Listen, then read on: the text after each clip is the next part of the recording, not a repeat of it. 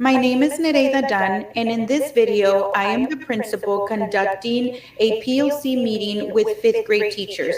The purpose of this meeting is to review the fifth grade science scope and sequence. Good afternoon, ladies. Thank you both for being here and everything you're doing to kick off a strong school year. I want to use today's PLC time to support you with pacing and planning, especially when we start to get into some of the more rigorous science TEKs in the school year. So let's begin by reviewing our scope and sequence broken up by 9 weeks. So if you can look at your papers that I emailed you, as you can see, the scope and sequence document, we based our scope and sequence on the state adopted textbook. If you notice, in the first 9 weeks, we cover physical science.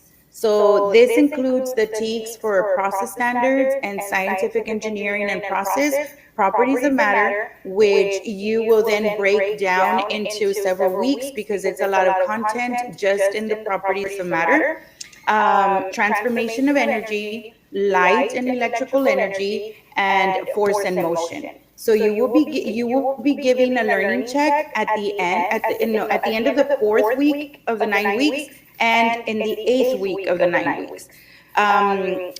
In the second 9 weeks, we begin with earth science. So notice that the review TEKs listed each week, in some of those, you may have to go to third grade and fourth grade TEKs. Those are prerequisites that you need to cover for the new objectives in fifth grade. So we start in this 9 weeks, we start with the solar system, Earth, Sun, and Moon, rotation and revolution, moon phases, the seasons, water cycle, weather and climate, and changes to the Earth's surface, and then we finish up with sedimentary rock and fossil fuels.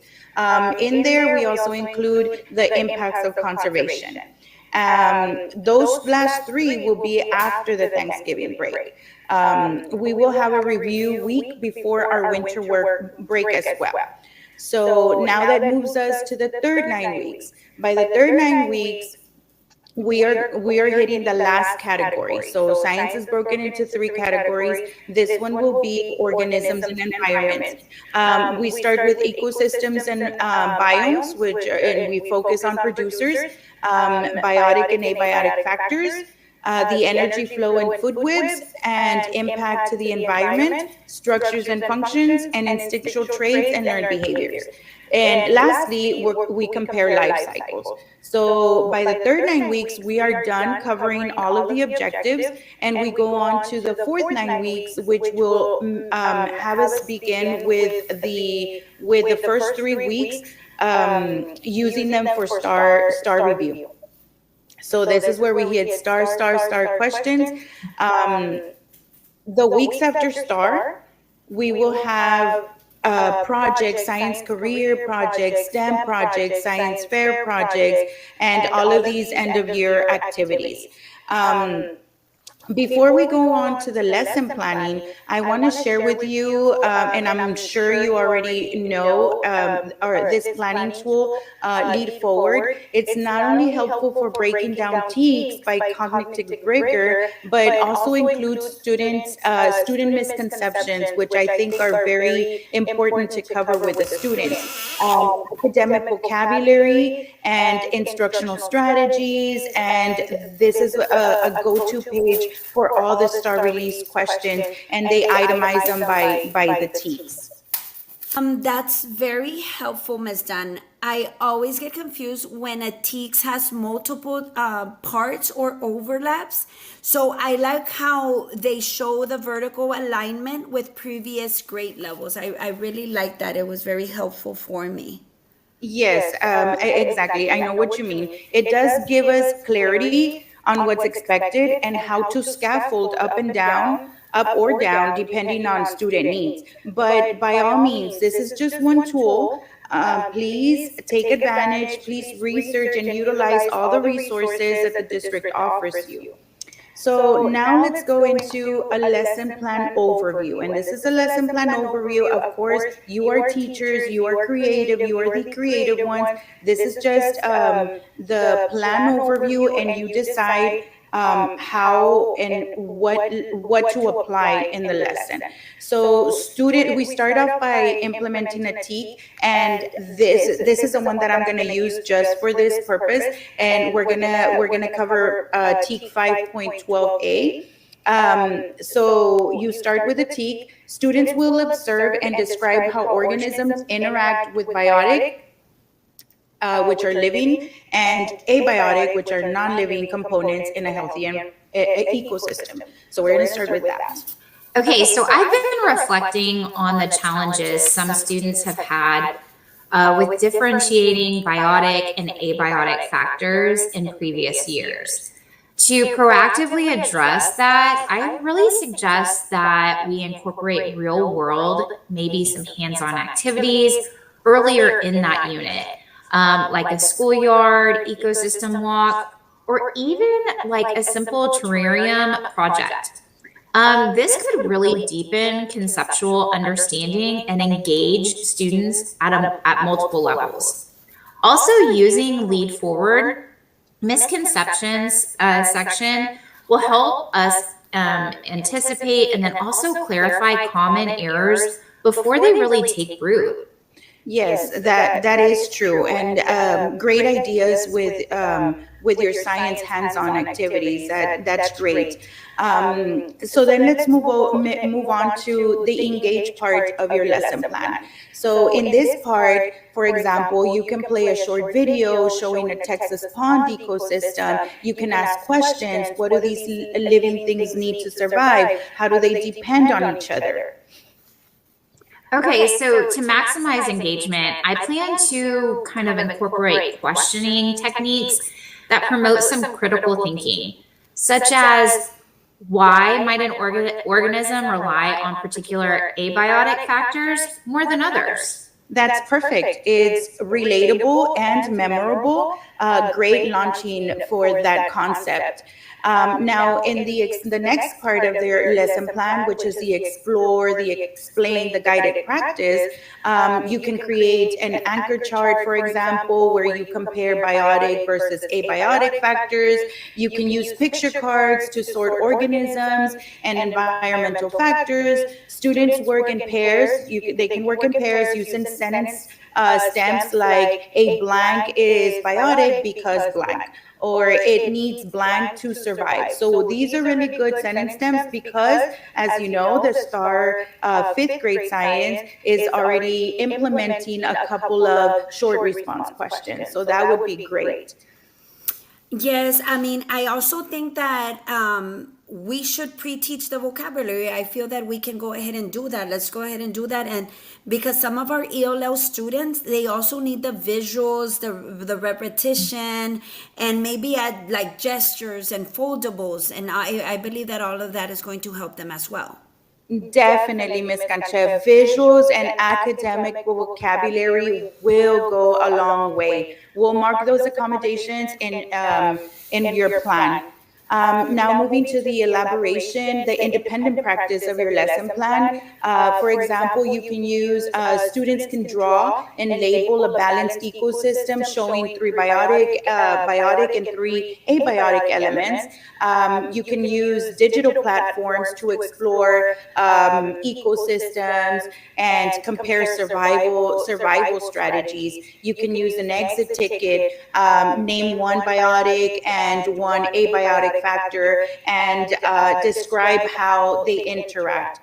You can do a quick check, circle correct examples on digital or a drag and drop activity. Now, for small group that goes in your lesson plan, for example, you can just pull students who struggle to sort living and non-living for small group review. Maybe you can add in more hands-on materials. You can use simplified visuals and sentence stems. You can include opportunities to talk and rehearse their ideas before writing. Kids always love rehearsing and acting, and so they enjoy all of that. So we will build this lesson in 5 days. So day one, you use for classification and discussion. Two for modeling, notebook entry. Day three, small groups or stations. Day four, you can have a science lab, and day five, you can assess.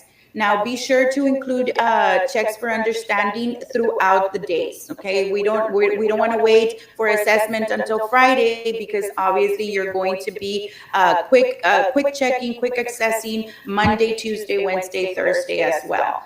Now let's revisit this lesson. We will revisit this lesson during the next PLC to reflect on how it went and share student work. We'll also use the Lead Forward and TEKS checklist to see if there are any misconceptions that we need to address. Remember that this is just an outline of the district format lesson plan, but by all means, be creative, unique, and innovative when creating your own lesson plans. So thanks again, team. Your collaboration is what helps our students thrive. Let's keep the momentum going, and good luck this year. We'll do great. All right, thank you so much. Thank you. Hi, I'm Christine Reeves, and in this part of the video, I am a principal at Goodson Middle School working with the 7th grade ELAR team at a PLC meeting to review the 7th grade ELAR scope and sequence. Good afternoon, everyone. Thanks for making the time to meet with me today. I know how packed our schedules have been, especially with just the start of school, So I really appreciate you both being here. Our goal today is to take a focused look at the 7th grade ELAR scope and sequence, specifically through the lens of the 7.6C analysis of literary text TEK. And just to really make sure that it really is aligning with our students' needs. How does that sound to y'all? Sounds good to me, Ms. Reeves. I mean, I've had some thoughts about how we introduce and build up those higher analysis skills. Yes, me too. I feel like we hit them hard with analysis, but sometimes the foundational skills aren't as solid as they could be. That's why we're here. So let's go ahead and start by looking at the first 9 weeks. Our scope and sequence shows us starting with an in-depth unit on narrative elements, followed by inferencing, and then moving into theme and summarizing. Is that correct? Yes, that's generally it. We spend about 3 weeks on narrative elements and then 2 on inferencing before jumping into theme. Right. Now, thinking about 7.6C, analyzing the aesthetics of effects of imagery, figurative language, and sound devices in literary text, do you feel that we're giving students enough explicit instructions and practice with identifying and interpreting those devices before we ask them to analyze their aesthetic effects and the contribution to meaning? Honestly, no.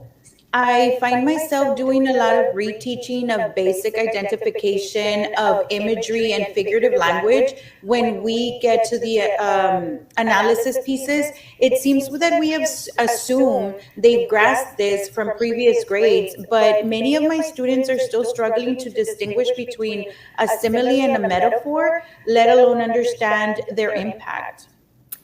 I'd agree. Some of my groups are still building confidence, just pulling out examples of vivid verbs or sensory details. I think we need more direct, scaffolded instruction on identifying these literary devices before we layer on the analysis of their effects. I feel like this is really valuable feedback that we're providing each other today.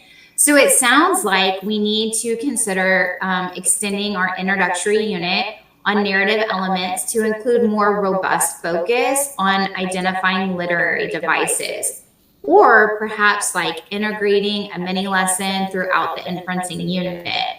Let's note that as a potential adjustment to build a stronger foundation for 7.6C. Okay. And also, when we get to the poetry unit later in the semester, we will cover imagery, figurative language, and sound devices all in one go. usually within 2 weeks. It feels incredibly rushed, especially for our EB students who are still working on understanding complex language. Oh, I agree with that. There is a lot to unpack in a short amount of time. How do you think that we could pace it better to truly allow for deeper understanding, especially for that 7.6 CT? Maybe we could introduce imagery and figurative language earlier in the year in connection with short stories, and then revisit that deepen that understanding of poetry. I believe that would help. If they've already encountered and identified these devices in prose, applying the knowledgeable to poetry would be less overwhelming. We could focus the poetry unit more on the aesthetic effects once the identification piece is more secure. Exactly. And we know from our assessment data that questions involving the analysis of how literary devices contribute to meaning are frequently missed. Slowing down the process here could significantly improve comprehension and performance on those higher level questions. Another thought, when we introduce sound devices like alliteration and assonance, it's often very surface level. Our students usually need more time with auditory examples and opportunities to read aloud and hear the effects rather than just identifying them on a page. That is a great point. Let's look ahead at the second 9 weeks and flag that as an area to build in more concrete and auditory support. We can check if the district resources provide audio examples, and if not, supplement with recording and additional read aloud time. I think it would be beneficial to create some interactive stations where students can explore different sound devices and their effects in poems. I believe that kind of hands-on practice would make a big difference. Perfect. That's the kind of collaborative thinking that genuinely improves instruction. So here's what we'll do. Let's each take a section of the year's scope and sequence and review it specifically for the following things: realistic pacing for achieving a deep understanding of 7.6C and related literary analysis TEKS. Second, let's look at the opportunities that exist to scaffold the identification of literary devices before analyzing their effects. Third, let's look at the integration of vocabulary support for terms related to literary analysis, such as like the aesthetics, symbolism, and irony.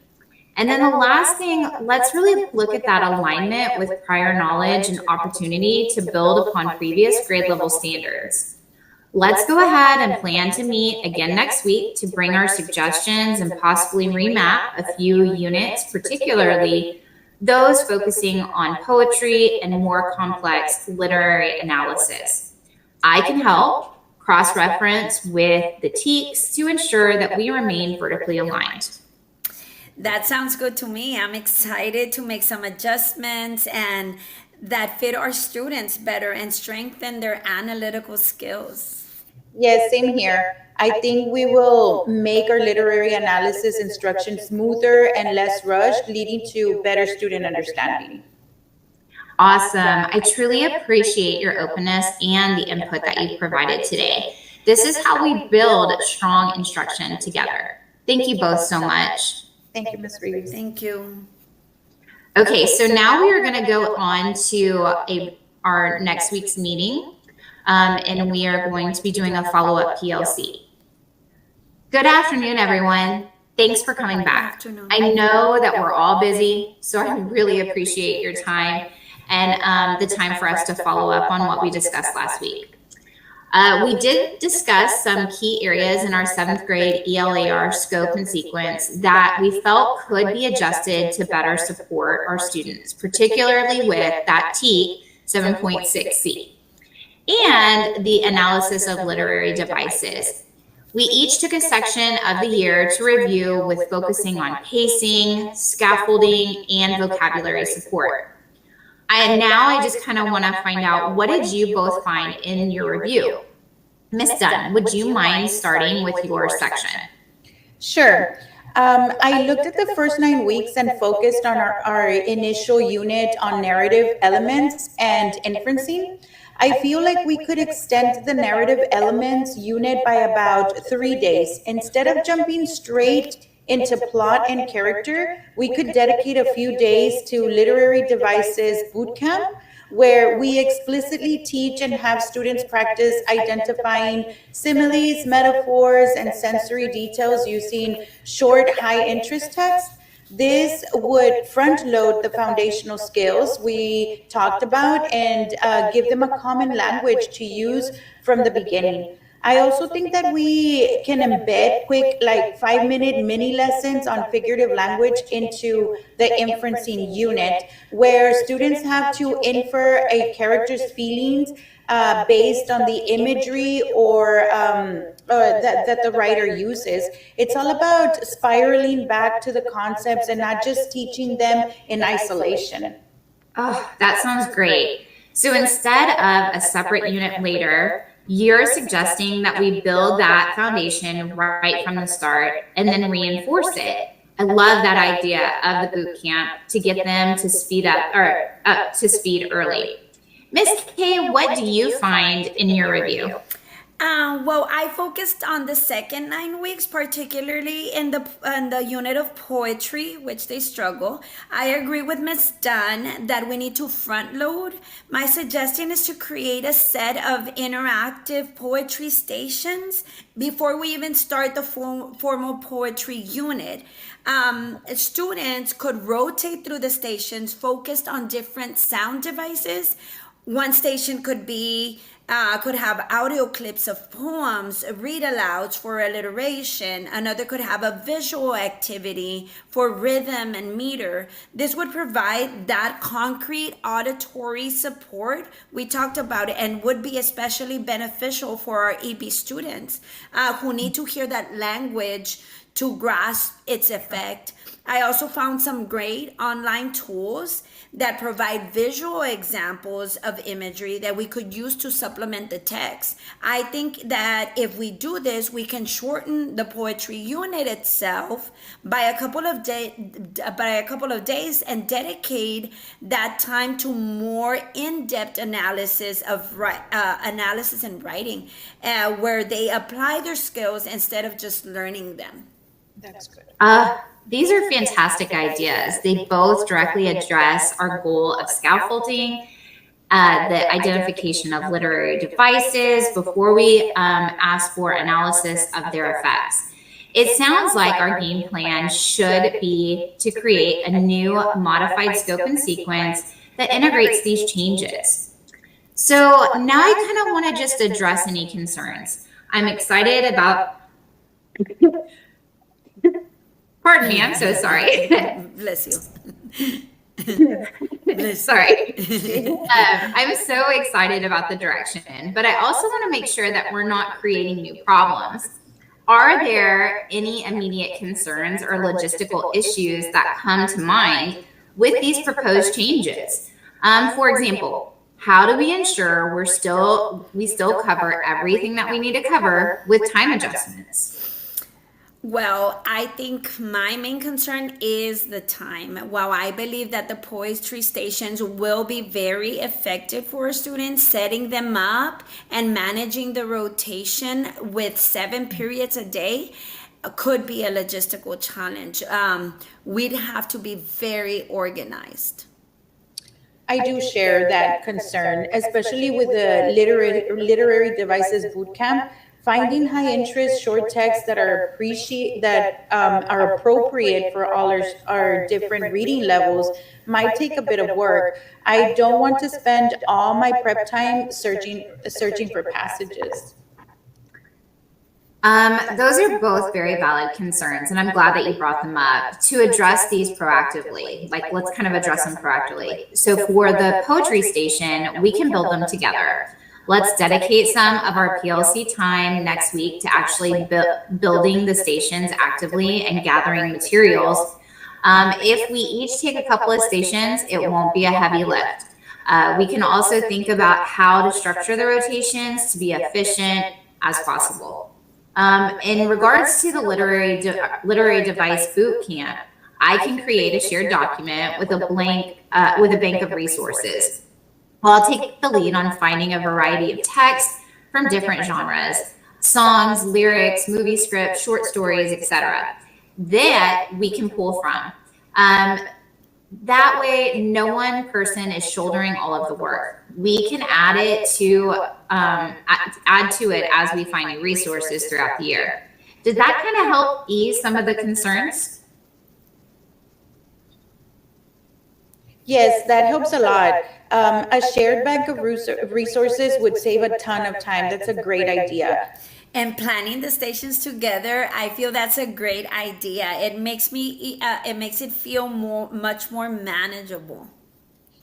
Okay, so here's the game plan. So first, we're going to draft the new plan. I'll take suggestions and draft the revised scope and sequence for the first and second 9 weeks. I'll extend the narrative element unit and include the literary device boot camp at the beginning as you suggested. Ms. Dunn, I'll also map out the poetry unit with the poetry stations as a pre-unit activity. I'll also add the mini lessons throughout the year.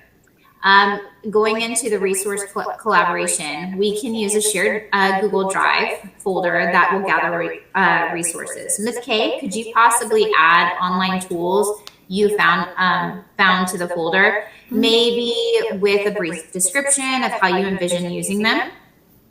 Yes, of course.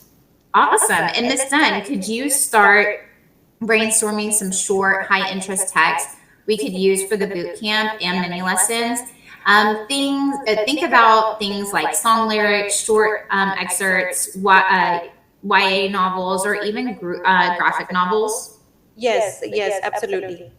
Okay, and then going into cross-referencing and aligning. While I'm drafting, I'll cross-reference, the new plan with the 7.6C TEKS and other related standards to ensure we're vertically aligned and meeting all of the requirements. I'll also check with 6th and 8th grade teams to make sure that our changes don't create any gaps for them.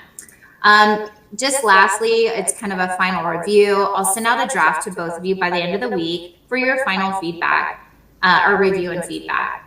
We can use the comments feature on the document to make it easy and a very collaborative process. This is the exact kind of work that makes real difference in our instruction. By slowing down and building these foundational skills, we're giving students a much better chance at mastering those high-level analysis standards. This isn't just about passing a test, it's about giving them the tools that they need to be critical readers and thinkers. I truly believe that these changes will lead to greater student confidence and improved performance on our assessments. Thank you both so much for your feedback and your collaborative spirit. I appreciate your dedication to students, and I'm going to go ahead and get started on that draft now, and I'll be in touch by the end of the week. Please let me know if any other ideas pop up. We will. Thank you so much. Yes, thank you, Ms. Reeves. Thank you. Hi, my name is Gloria Canchef, and in this part of the video, I am the principal at Armando Serna Elementary conducting a 4th grade POC in order to review the scope and sequence for math. Good afternoon, ladies. Thank you both for taking the time to meet today. I know that things are busy, so I really appreciate you being here. Today, we are going to take a focused look at our 4th grade math scope and sequence, and just to make sure everything aligns with our students' needs, especially here at EPISD.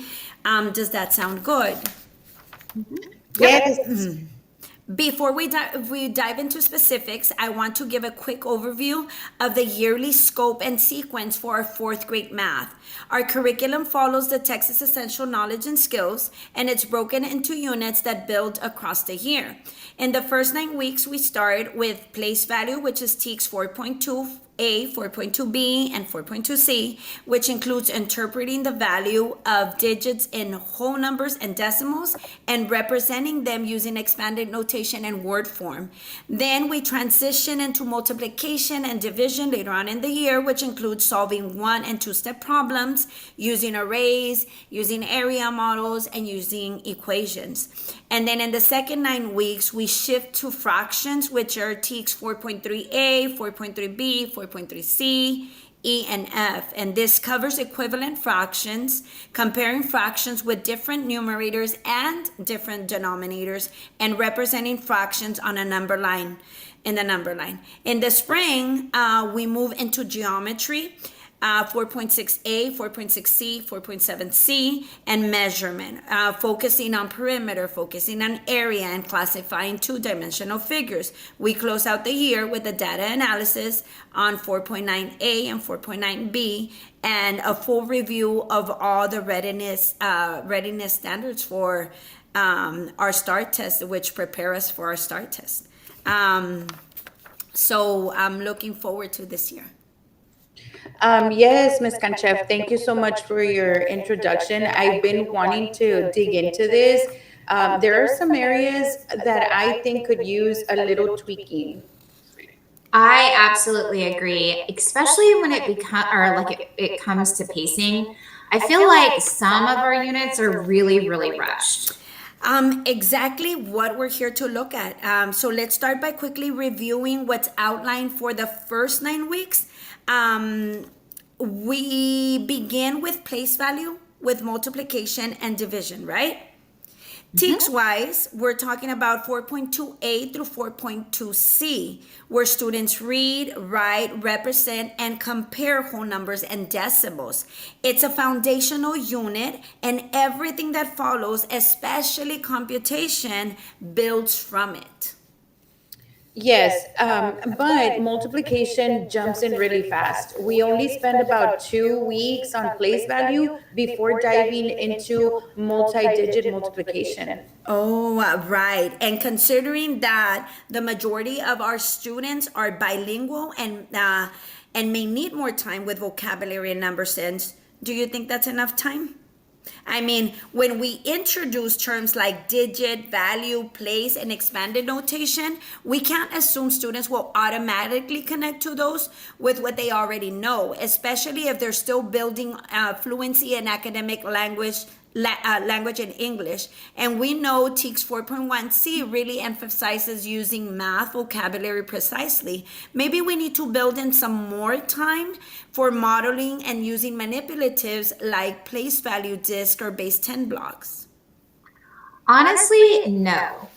I mean, I feel like some of my groups are still building confidence with best place value. I really think that we need more hands-on activities before we move into computation. That's great feedback. So we may need to consider extending that unit a few days, or even spiraling in those place value skills during warm-ups later on. We can tie them back in and when we work with decimals later on in the year, which is under the TEKS 4.2D. And also, if we front load strong vocabulary and reinforce number structure early on, that'll help students as we move into more complex tasks like multi-step word problems, which is TEKS 4.5A. Also, Unit 2 combines two-digit by two-digit multiplication and division in the same week. That feels like a lot. I agree. It's a big leap cognitively. And we're asking kids to shift from multiplying multi-digit numbers straight into interpreting remainders and division, which honestly, it makes more sense developmentally to give them time to master one operation at a time. Maybe we front load multiplication first using strategies like partial products, like area models and arrays, and then transition to like division with heavy visual supports like number lines, like equal groups, maybe even food items to model remainders. I think that would help students really understand the relationship between two operations. They struggle when it's rushed. It's just too much. Yes, exactly. And we know from our walkthroughs and common assessments that multi-step problems, especially those for division, or are an area of need. When we slow the pacing down now, we're actually building a stronger foundation for when students have to solve more complex problems involving both operations later on. If they have time to internalize the concepts, then they'll be able to transfer those strategies when it counts.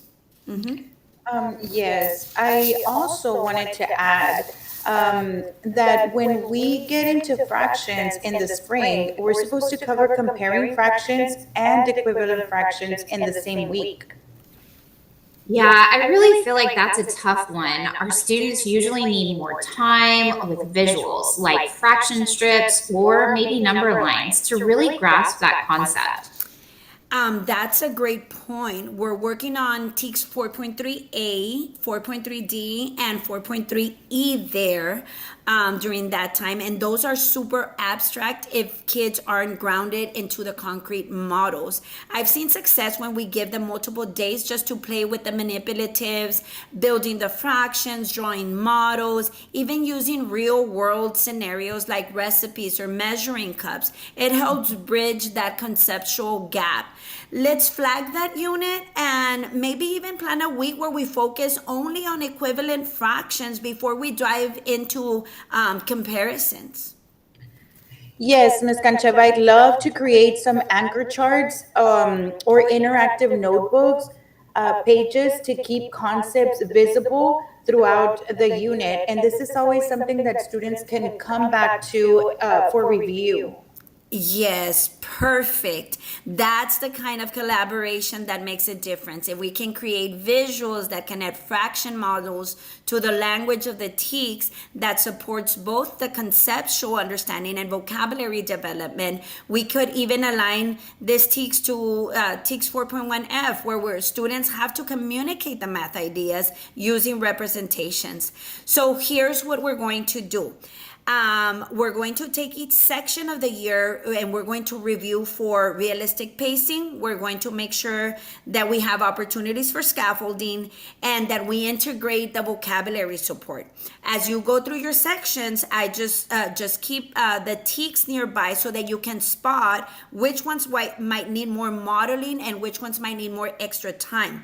I'll help cross-reference your notes with our district TEKS and prioritization guide to make sure we're not cutting into any readiness standards. And let's meet again, I would say within a week, to bring suggestions and possibly remap a few units. And I can help cross-reference with the TEKS and make sure we're still aligned vertically. That sounds great to me. I'm really excited to make some adjustments that fit our students better. Same here, Ms. Cancheva. I think this will make instruction smoother and less rushed. Awesome. I appreciate your openness and your input. And this is, how we build strong instruction together. Thank you both for everything that you do. And I appreciate you. Thank you.